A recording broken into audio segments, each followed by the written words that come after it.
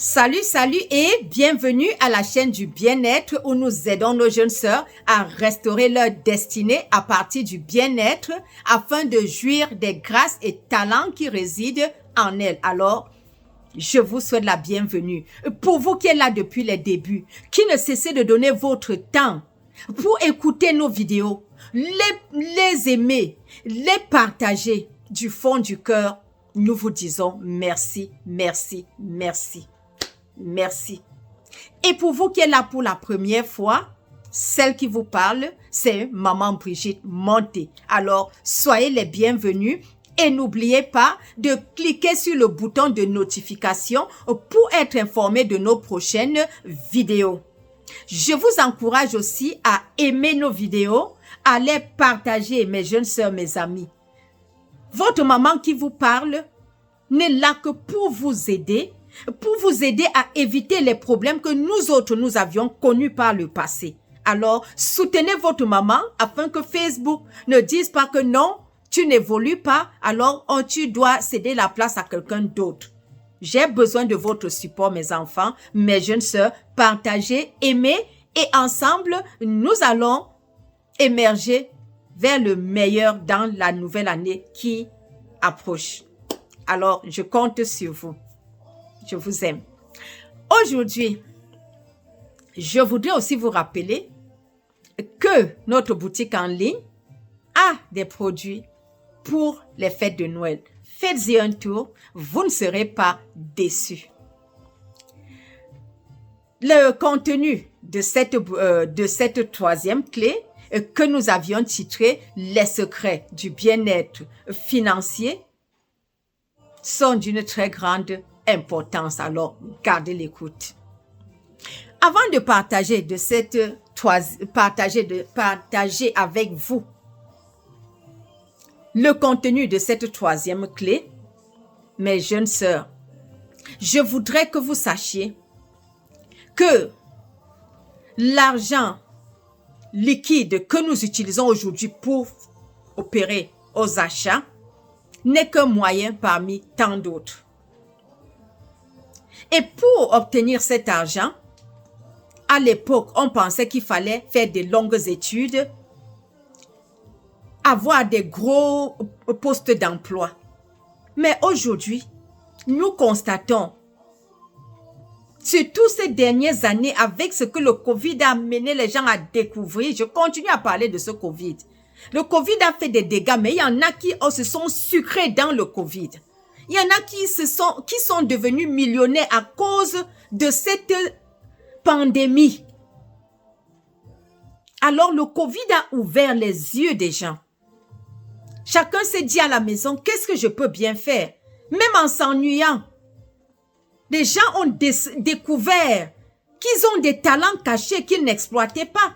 Et la preuve, c'est qu'aujourd'hui, plein de gens ne veulent même plus retourner au travail. Les compagnies se plaignent, les gens ne veulent plus retourner parce que les gens ont découvert qu'ils avaient des talents qu'ils pouvaient mettre au service et se faire de l'argent. Plein sont maintenant sur les réseaux. Des gens qui savent seulement faire rire, des gens qui savent dire des petites phrases comme ça là qui touchent et ils se font de l'argent avec. Et ceux-là peut-être n'ont pas perdu des années à l'école chercher des gros diplômes. Des gens qui savent seulement parler et qui se font de l'argent avec. Vous voyez que cet argent qui jadis s'obtenait par des échanges, aujourd'hui continue à se faire. Les gens donnent leur sourire en retour, en compensation de l'argent. Les gens donnent leurs conseils en compensation de l'argent. Les gens donnent leur danse. Que celui qui sait bien danser, il danse. Les gens viennent voir et en retour, ça lui fait de l'argent. Donc nous comprenons que dans un couple, on ne doit pas seulement se fier, rester focalisé sur le niveau intellectuel, chercher à se mettre en couple ou bien comme un conjoint ou une conjointe, quelqu'un qui a fait de longues études. Non, ne nous trompons plus. Ouvrons les yeux. Cherchons, observons quand nous voulons par exemple choisir une partenaire ou bien partenaire. Ne nous limitons pas seulement à l'amour. Ne nous limitons pas à la beauté physique. Ne nous limitons pas seulement au plaisir sexuel. Mais pensons à quelque chose que nous pouvons pérenniser. Est-ce que cette personne a des qualités, a des caractères? Cette personne a quelque chose que nous pouvons mettre ensemble comme un cerveau collectif pour bâtir un avenir meilleur qui, même dans la vieillesse, nous aidera à tenir le coup? Ce sont là les éléments sur lesquels je voudrais, mes jeunes sœurs, que vous puissiez mettre plus de l'accent. Et pour celles qui sont déjà dans le mariage, je vous encourage à développer le dialogue, instaurer le dialogue dans votre relation. Apprenez à vous extérioriser, apprenez à partager vos impressions, ce que vous vivez avec votre partenaire, ce que vous faites au travail. Venez partager ce que vous découvrez. Ensemble, vous allez vous donner des idées et vous allez grandir. Et ça va aussi donner une autre vision à vos enfants. Et même, pour vos enfants, je dirais, commencez à observer les enfants que vous avez à la maison. Prenez du temps pour vos enfants. Et à travers les jouets, voici la saison où tous les parents font un effort d'offrir un jouet à un enfant. N'achetez pas les jouets pour le plaisir d'acheter. Achetez le jouet avec un objectif précis. Je vais voir comment mon enfant, à travers ce jouet, va se comporter. Et là, quand vous donnez le jouet à l'enfant, de temps en temps, observez comment l'enfant utilise le jouet.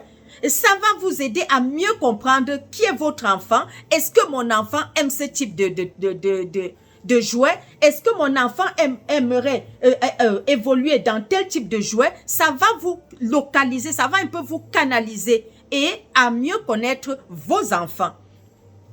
Et dès que vous connaissez déjà, vous avez décelé quelque chose en chacun de vos enfants, à partir du high school ou bien après le lycée, orientez directement vos enfants en fonction de ce que vous aviez observé depuis l'enfance. Ne perdez plus le temps à laisser les enfants faire des longues études parfois qui ne sont même pas utiles. Ça, c'est un conseil que je vous donne.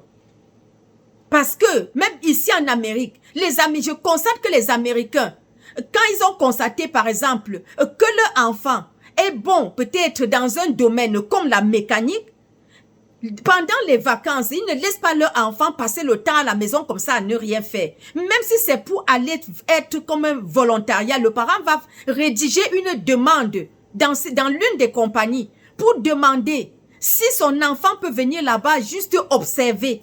L'enfant, même si c'est pour un mois, même si on lui donne 2 semaines, 1 mois, c'est mieux que rien.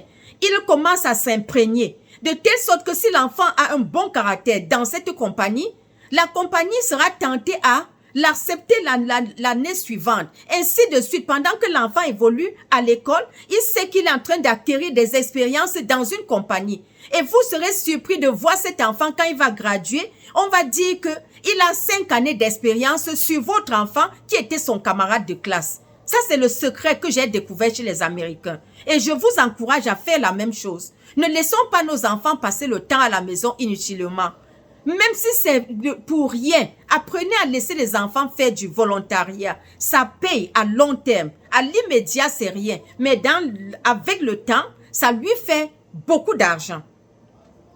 Alors, ça, c'est le mot-clé que j'avais pour vous en ce qui concerne le bien-être financier, les secrets du bien-être financier dans le couple. Donc, pour conclure, je viens vous dire, mes jeunes sœurs, mes jeunes enfants, que pour réussir à implanter le secret du bien-être financier dans votre couple, vous devez instaurer le dialogue. Vous devez instaurer les moments de famille et où chaque membre de la famille a son mot à donner sur un sujet précis. Ça ouvre l'esprit et ça vous donne de réfléchir tous dans la même direction. Et même pour les enfants, je vous encourage aussi à introduire vos enfants selon les âges dans vos discussions, dans les choix, les décisions à prendre dans la maison. Quand les enfants sont involvés, ça les aide aussi à mieux se préparer dans leur vie d'adulte.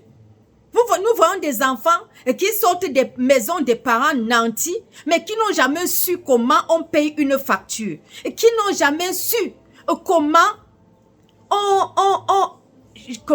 qu'est-ce que je peux dire, comment on fait le budget d'une maison d'un mois. On n'a jamais initié les enfants dans ce sens. Nous-mêmes, nous avions fait ces erreurs. Mais quand je cause avec des collègues, je vois comment la maman, parfois, un mois comme ça, elle dit à l'enfant, c'est toi qui gères le budget de la cuisine ce mois.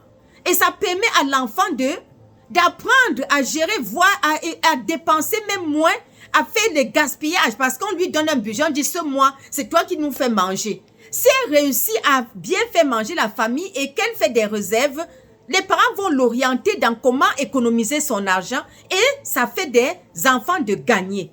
Alors, que le Saint-Esprit vous accompagne, que la grâce de Dieu soit avec vous et que vous puissiez mettre l'accent sur cette connexion avec le Maître suprême qui nous a créés, afin de déceler quel est le talent qu'il a mis en vous. Nous aussi, nous continuons à chercher. Il a dit, avant que ta mère ne te conçoive, je te connaissais. J'avais déjà des plans de bonheur pour toi et non de malheur. Lui seul connaît.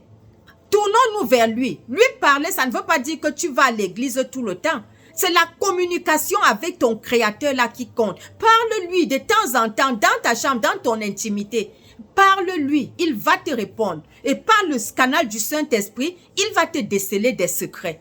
Que le Saint-Esprit vous accompagne. Bon début de semaine et dans la paix. Bye.